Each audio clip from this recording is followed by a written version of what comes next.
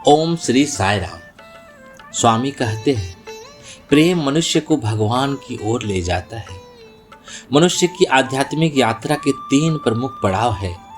पहला कर्म, दूसरा उपासना और ज्ञान। जब ईसा मसीह का जन्म हुआ तब 3 अरब राजा उनके दर्शन के लिए आए। उस दिव्य बालक को देखकर पहले राजा ने कहा, यह भगवान से प्रेम करेगा। दूसरे ने कहा, भगवान इससे प्रेम करेंगे। तीसरे राजा ने कहा, यह स्वयं भगवान है। इसलिए कहा जाता है कि मनुष्य एक नहीं बल्कि 3 रूपों में होता है। जैसा वह स्वयं को समझता है, जैसा संसार उसे समझता है, वैसा वह वास्तव में है। इसी प्रकार ईसा मसीह ने पहले कहा, मैं भगवान का दूत हूँ, फिर कहा, मैं भगवान का पुत्र हूँ। अंत में उन्होंने घोषणा की, मैं और मेरे पिता एक हैं।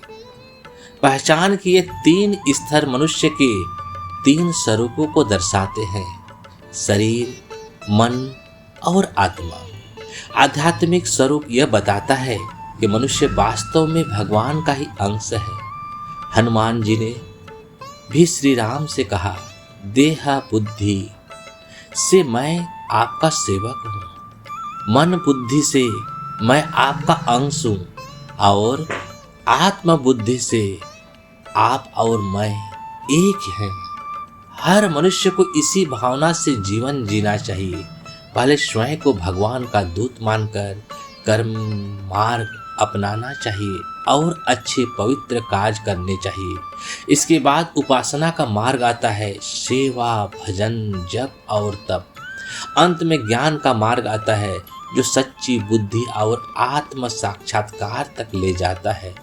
3 डब्लू का अर्थ, पहला डब्लू वर्क माने कर्म, दूसरा वर्कशिप यानी उपासना, तीसरा डब्लू विजडम यानी ज्ञान।